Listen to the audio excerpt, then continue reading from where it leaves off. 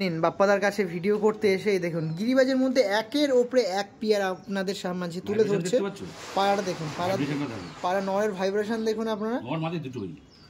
বাহ, এই একটি পেয়ার আছে আপনার মাঝে হাত বদল করা হবে বা সেল করা হবে। কি পেয়ার দাদা এটা? আম্বারশিরা, ইউপির পায়রা, উত্তরপ্রদেশের পায়রা। বাহ, পেয়ারটা দেখুন, লালশিরা আম্বারশিরা।